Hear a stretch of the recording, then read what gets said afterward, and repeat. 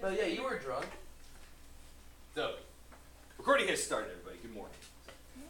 Real quick, as far as the calendar goes, I did move the test that was scheduled because it was scheduled for tomorrow, but seeing how we didn't do the notes yesterday, and so anyway, we'll do escape speed and black holes and stuff today. Hopefully we'll get that done. Maybe some spillover in Friday, but we'll review some things on Friday, and then we are looking at quiz on Monday. As I was making copies, I made an executive decision that I will make your quiz on Monday. Because it's a quiz, I'll make it an open note quiz, but then I will also make it partner as well. So max 2 though, max 2. So you might have to do some shuffling a little bit, but we'll go there. Then, morning, do you need this? Or, you know, we can put it on the table, add to our collection right there. So. Then, next week, there is a lab that we need to do to get us ready for Cedar Point. It involves us going outside and measuring some tall things and stuff like that, like you're going to have to do at Cedar Point. So, we don't have block next week, so I'm thinking that's probably going to take 3 days. So I have it scheduled for Wednesday, Thursday, Friday. I'll kind of look at the weather next week and see what days might work best for us, but that's next week we're going to plan on doing that. I have some relativity stuff in here. We'll see how far we get on that and how much time we have, and if I really want to like make you guys really mad at me by throwing everything we talked about into chaos. So you know.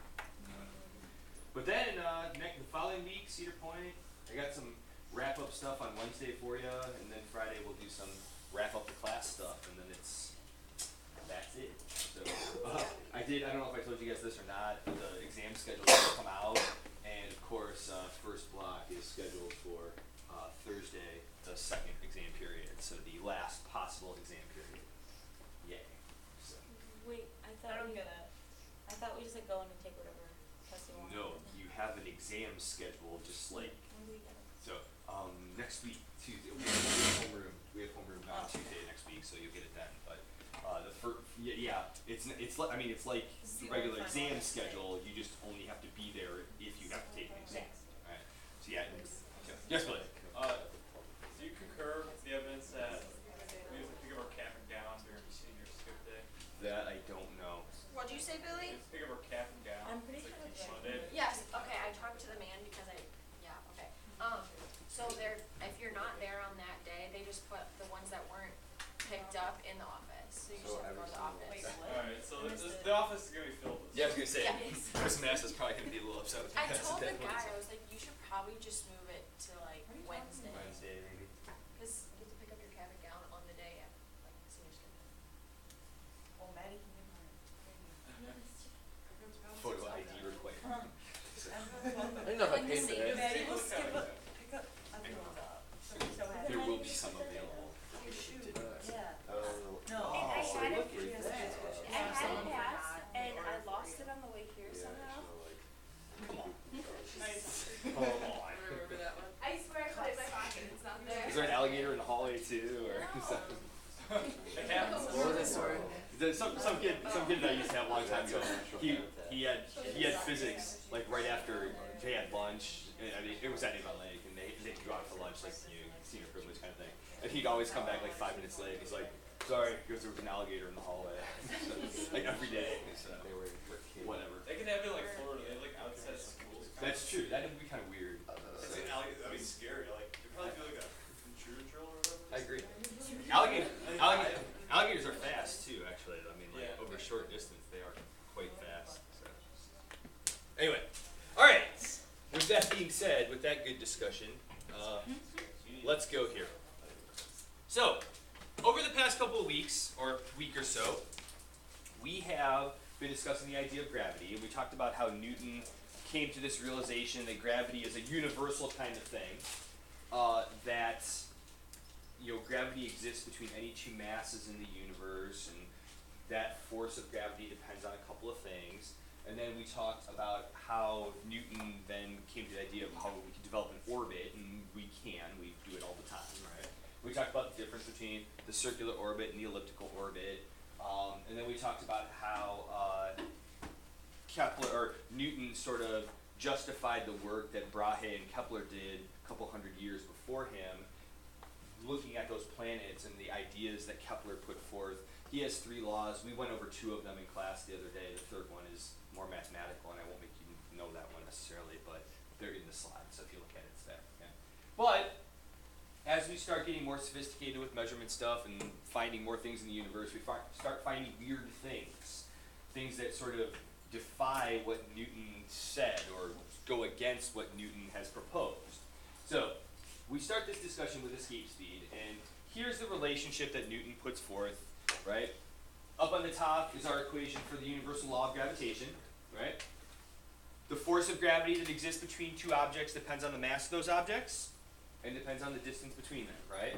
Direct relationship with the mass, inverse relationship with the distance, but it's an inverse square relationship, right? So if we go twice as far, there's 1/4 as much gravity, because we got to square 2 on the bottom of this equation, and blah, blah, blah, blah, blah, right? Does that all sound somewhat familiar? Okay. But the main thing being the inverse relationship between the distance and the force, but it's an inverse square relationship. And that's going to be important here in just a second. Alright, good there? Background info? Alright, let's go here. All year, we've talked about the idea of gravity and what gravity can do to stuff. And in the picture on the left, we look at, throwing the ball up in the air, right? We know that gravity will slow it down, eventually causing it to stop up at the top. But because it's stopped and gravity is still acting on it, now gravity will start pulling it back downwards, making it go faster, faster, faster, faster.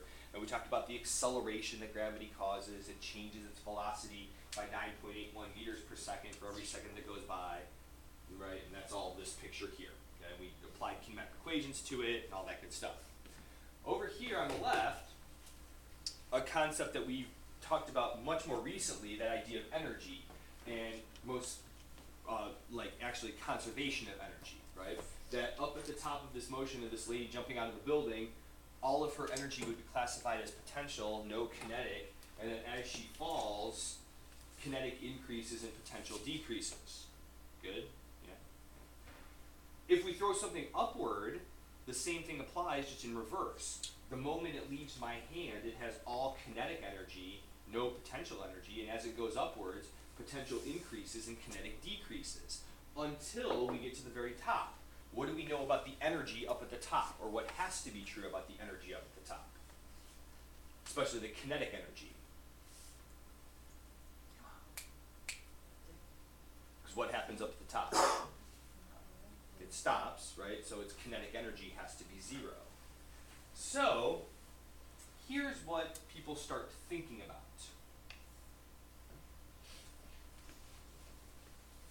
I'll give you a quick rundown of how it's done, alright? But here's the formula. So go ahead and write the formula down and I'll tell you how it's done.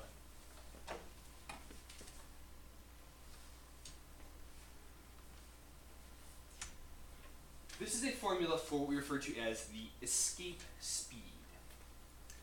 The escape speed is effectively how fast I would have to throw something upward in order for it basically to, quote unquote, outrun gravity. Yeah? Yes. Get that look. Yeah. This is where it starts getting a little like, wait a minute. So. Use an example of escape speed? Sure. I'll show you. I'll first, how about if I first explain how we got to this equation? How's that? Does that work? Okay. All right. Are we good? Does everyone have escape speed formula written down here? All right. Let's go back to this picture on the right, the lady jumping out of the building. This gives the potential and kinetic energy of her as she's falling, where potential is decreasing, kinetic is increasing, but it works the same way if we throw something upward. So here's what we propose. There is a limit to, quote unquote, how high something can go, which I have a problem with, and other people have tried to explain it to me, but it doesn't register quite the same way. But if there's a, quote unquote, highest height, that could be the maximum potential energy that something could have. Does that Are we okay at least with that in theory? Okay? That if we're at theoretically the highest height something could ever be at, that would be its maximum potential energy. Go ahead, Blake. So is it kind of like throwing like a feather up? No, it's more like this. It's more like taking this ball and throwing it into the air. And the higher I throw it, the more potential energy it has up at the top. Does that sound? Because potential energy depends on height, right? Okay? So if I throw it this high, it has a certain amount of potential energy up at the top. If I throw it this high, plug that into the ceiling, it has a greater amount of potential energy because it's higher up. So what we're saying here, or what I'm not saying this, but there is a maximum height that we could go to. And that maximum height would be the maximum amount of potential energy something could have. Does that make sense? Because it depends on height. Do you not like that? So, okay. I don't really like it either, but but anyway, roll with me here for a second, okay? So, if we're at the maximum height, which would be the maximum potential energy, how much kinetic energy would I have to give it at the bottom to get it to the maximum height? The maximum amount of kinetic energy, or a amount of kinetic energy that is exactly equal to the amount of potential energy it has up at the very, very top. Yes? Conservation of energy? How do you figure maximum height though? That's the problem I have with this. Like, what is the maximum height? Well, that's why I said a feather, because if you sometimes throw a feather like really hard, it only goes up like your foot. The only problem that we have to keep in mind here, Billy, is that in order for this conversion to occur in the way it does here in this picture, where the amount that kinetic decreases and the amount of potential energy increases, we have to have no air resistance. It has to be gravity only. Right? So let's forget about that for a second, because that messes up the whole thing. Okay? But maximum potential energy, right? Then down at the bottom, you would have to give it an amount of kinetic energy that is exactly equal to that maximum potential energy. Yes? Yes, no, maybe. Okay? So what it's saying is, let's say I give it, let's say the maximum amount of potential energy that something could have at the maximum height is 10,000 joules. Okay? If I give it 10,001 joules of kinetic energy down at the bottom, okay? Should have explained it this way.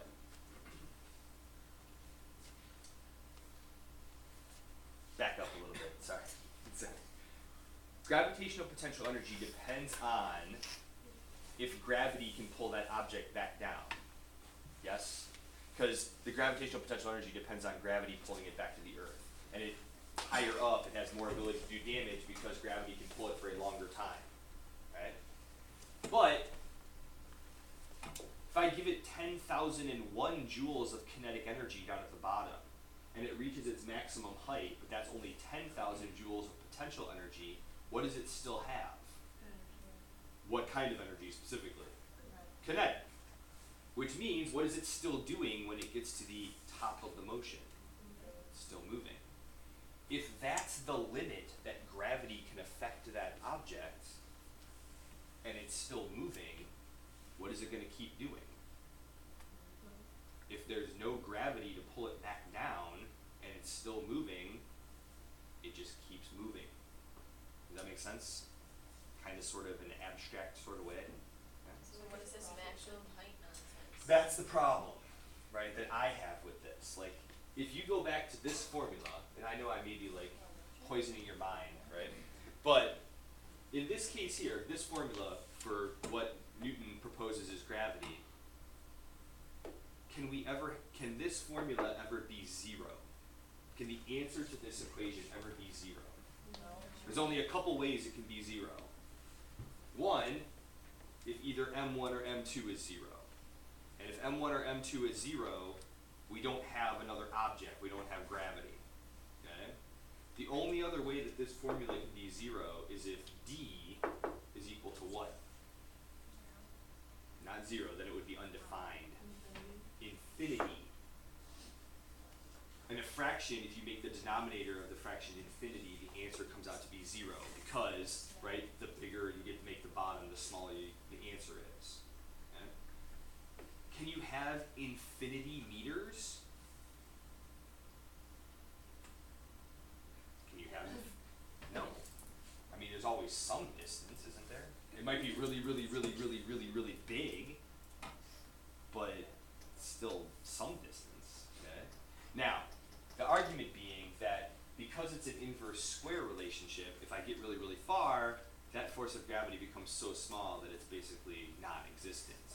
So what this formula is saying is that if I throw an object at this speed, based on where I am and what I'm trying to get away from, I will effectively outrun its gravity and never come back. So I'll throw it up, and it won't come back to me. Good. Is that like a spaceship with leaving? Now, theoretically, yes, although not in the way that we think of a spaceship. Could we have the spaceship this way? Yeah, we could. And that would be that basically we, send it away from Earth and it never comes back. That's not what we do necessarily with satellites and stuff like that, because, Katie, when we look at this formula here, if we plug in masses, the mass of the sun is so much greater than our mass that even though we don't start that object at the surface of the sun's gravity is actually still stronger than the Earth's gravity. So we could outrun Earth's gravity, but we'd still get pulled back by the sun's gravity. Does that make sense? Okay. So it depends on a couple of things. Okay. But let's apply this. Okay. So if you start plugging big enough numbers into this equation, really big masses on the top and very small distances on the bottom, the answer to this equation comes out to be greater than 3.0 times 10 to the 8th power, okay? Which is the speed of light, which we believe at this point in time to be the fastest speed that exists in the galaxy, or in the universe. Okay? So if you have an escape speed that's greater than the speed of light, could you ever throw anything fast enough to get out of that gravity at that point? You can't make anything go faster than the speed of light, so no matter how hard I throw it up, it'll still come back down. Maybe not right away, but eventually. Right? And that's the gist of a black hole. Okay? So, what goes into a black hole? Everything goes into a black hole. Cars flying in Cars, space. shopping carts, teepees, whatever. Okay? Somebody on the Not couch. Japanese. Somebody read the paper? Okay. So, couple of things to think about as far as black hole is concerned, right? First, black holes get formed at the end of a massive star's life, okay? Not every star turns into a black hole, only the really, really big ones, okay? And it only happens at the end of their life. And what happens there is that the middle of the star gets crunched down so far, the core of the star gets crunched down so far that its density is so great that we end up with a gravitational field so strong that the escape speed is greater than light. Okay? So, a couple of things to think about. Okay? Here's our indestructible person. Okay? Black holes do not just start scooping up everything that's in their way, okay, or everything that's around them. Remember that the distances that we're talking about here are measured from the center of that object. So, let's say the sun became a black hole. It's not going to, but let's say that it could. Okay? Would Earth get sucked into the black hole that is where the sun is right now? No. The black hole gets created because all of its mass gets crunched down. Not all of its mass, but a lot of its mass gets crunched down into a smaller space. Is there any difference in the mass of the black hole and the mass of the sun in our example here? No. Are we any closer or farther from the black hole than we are to the sun? Bermuda's orbit, No. doesn't it like pull what they self-gravity? No. Black holes have I gravity, mean, but like a gravitational So it has Yep. the same gravity? so if we look at this formula, right? If the mass of the black hole and the mass of the sun is exactly the same, we're not any closer or farther away from the black hole than we are to the sun, there's no difference in this formula. All we would do as the Earth, what would we do as the Earth? We would sit here and We'd die lose and light, sun. but what would the planet itself keep doing? It would just keep orbiting. It would just orbit the black hole because there's no difference in the I gravity. was scared of that dude. Was Okay. rising up these black holes. The problem is for those spaces that used to be part of the sun, that used to be taken up by where the star was, and now there's nothing there because in this picture, like this area here, around the edge, which you don't see because something's wrong with my computer, okay? That area around the edge that used to be the star, nothing was there before. But now, if you look at the picture on the right, the star isn't there anymore, but now the gravity is stronger because we're closer to the middle. Go ahead, Billy. So, it doesn't act like a vacuum, it acts like a... It will act like a vacuum if you go in the space that used to be the star that's now empty space because we crunched all the stuff down into the middle. So black holes aren't like destroying like planets per se, because it's not somehow As an example, let me tell you this, okay? So, you know that thing that they have like by the door of Walmart that you dump your coin in and it like spins around? That is spins so around, spins cool. around, okay. If you don't like, let's say your coin, right, is just sort of rolling along. I realize it's off the floor, but it's rolling along. If it doesn't run into the funnel, does it get affected by by that machine? No. And that's the point, is that if you don't go into the space that used to be the star, the only way the black hole gets created is if we take all of this orange area and crunch it down into a smaller space so that the density is greater. Okay? That area that used to be the star, that's the problem spot. Because you couldn't have been there before because the star was there. But now you're closer to the middle than you were before. And if this D gets smaller, what happens to the force of gravity?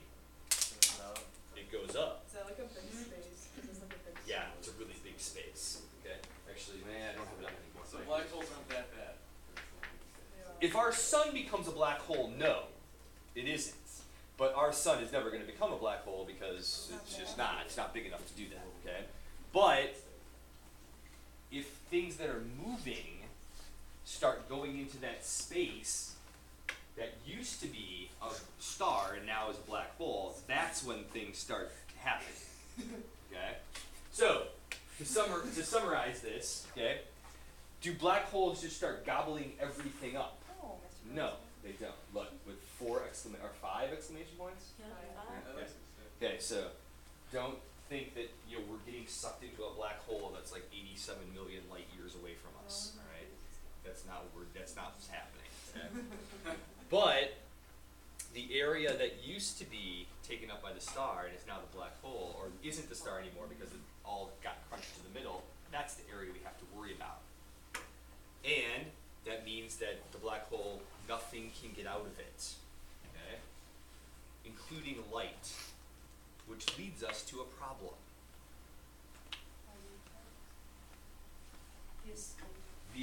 The problem goes way back to this equation. Any problem with this equation as it relates to light being sucked into a black hole?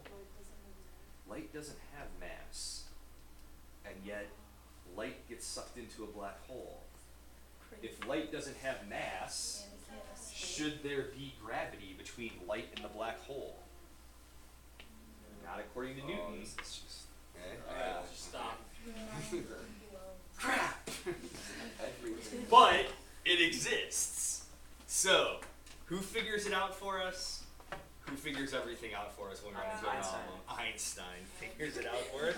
Guy's a freaking Einstein. I mean, seriously. Alright? Oh. Sorry, buddy. Bad transition. Man. I built it all up. Einstein, and okay. So that's not Einstein. So all right. I'm about to do something very embarrassing here. Okay. So more for me, maybe for one or two of you. But is anybody like really like Star Wars nut? Like, Billy, how many how many times have you seen the original movie? Like Star Wars 4. Oh, I've seen it like quite a few times. Okay. So, Hey, please forgive my nerdiness for a second here. Okay. So Billy, right before they go and destroy the Death Star, okay. Excuse. There might be somebody listening. Okay. So right before they go to destroy the Death Star, and they're like in that room talking about how they're going to destroy the Death Star. Okay. Recording, right? Yeah, we're recording. Oh yeah, this is on record. Okay. So and you know, they're all the X-wing pilots are sitting there in their orange jumpsuits. You know. Yeah. And there's that guy up at the front who's telling them how to destroy the Death Star. Do you know who I'm talking about? It's a trap. Yeah. No. No, it's not that. It's Admiral Ackbar. Yeah. It's stupid. That guy. This guy to me looks like that guy. He does. I don't know. That's not that Yeah, it embarrassing. does. So I mean, yeah, it is. So, yeah. Anyway. I thought you were gonna connect Star Wars with Theory of Gravity. I got really excited. No, not really. Well, lightsabers are real. So anyway, That's from the movie. what? No, this is not from the movie. No. I've never seen it. So anyway, Me neither. Yeah. I mean that movie is. That movie is. It is a classic, but it's going on almost 40 years old. That's like saying 35 years old. So, all right. So after please pardon that nerdy moment and roll with me on this. Okay. So here's what Einstein says. Here, this is where it gets kind of like. All right. So here's what Einstein says. Newton says that the universe is basically a bunch of masses separated by nothing. And then there's a big mass of something and it's nothing. And there's a big mass of nothing. And that's like what, the universe is. But what Einstein says is the universe is made up of this, air quotes, fabric. Okay? Which is not a good representation because a fabric is only two-dimensional. But what Einstein says is that the universe is actually made up of a four-dimensional fabric that we refer to as space-time. So we have the x-axis, the y-axis, and the z-axis, but then also time is built into that. Yeah, I know. So anyway, I can't really draw it for you because I can't draw a four-dimensional representation, and I really don't understand anyway. But the best thing that I can do for you is this. Okay? So, what Einstein says is that the universe is like a big mattress or a big trampoline. Okay? And when mass exists on that mattress or on that trampoline, what happens to the surface of the mattress or the trampoline when you lay on it? It sinks. It curves around you. And that's what Einstein says happens in the universe, that these masses sit on this massive trampoline and that the mass causes the trampoline to curve. If you have a bigger mass, how much does the trampoline curve?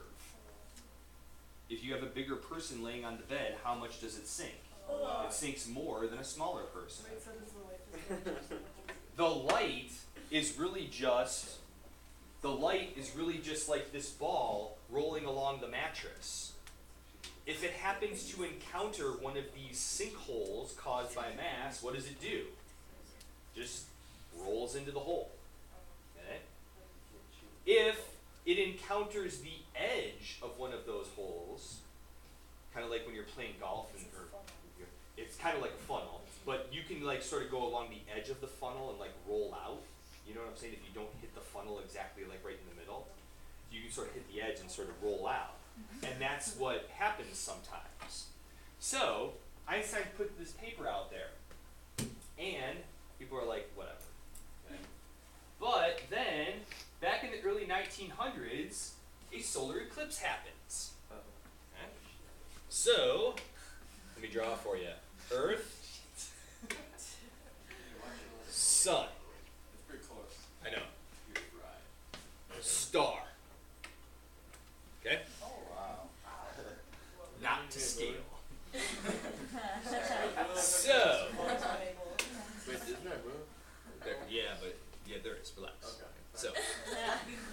So at night, this light from the star, okay, comes to us, and it looks like the star is right there. Okay? Is that good? Sure. So, what happens is, and we have to do this during a solar eclipse, hopefully you'll see why in a second. So the sun comes in. How big's the mass of the sun? Pretty big. Okay?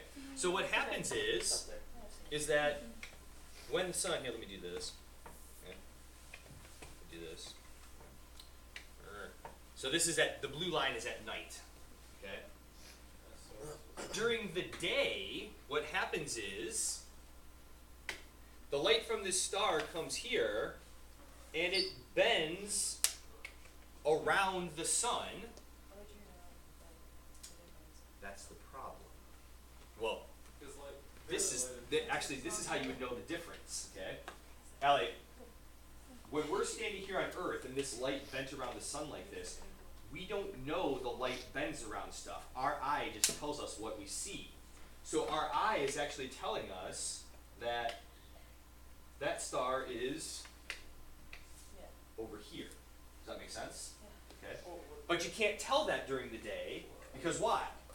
Because the sun's in the way, and the sun's light blocks out the light of that star. So, what you do is, Farrell, you get your moon in the way, and now we can see the stars. Okay? And that star at night, if it's, you don't know? I don't know who said it was something. Here you go, Justin. So what happens then is, at night, this star shows up over here. We take a picture of the sky. There it is. There's the star. During the solar eclipse, the star is over here. How does the light bend like that? Because the light is just like this ball that rolls along the surface. And if it encounters a hole, like the hole created by the sun, all it does is it just rolls around the hole. Does that make sense? But you don't see the stars. Probably doesn't make sense, but that's what But happens. you don't see the stars during the day. Say again? You don't see the stars. Right, that's why we had to do this during an eclipse. Because the light is doing this during the day, but we just don't see it because the light from the sun blocks it all out. You can do If it hits it just right, yeah. But if it hits it just right, it'll just bend around the outside edge, kind of like when you lip a putt out, right? It hits the edge of the hole, but it doesn't fall in, right? It's a golf thing. It's a golf. You wouldn't understand. Clearly. Yes, Billy. Clearly. Still like a delay. I've never done Sun's golf. light. Delay. Yeah. 7 minutes. So when that, It's funny. you know, when you get that star, Yeah, I was about to be like, no components, don't worry. So, this is just this is hard because the line actually bends. So well, would the star be in the same place or be different? the star is in the same place, but it looks. So Billy, it's the difference between right in the glass over there.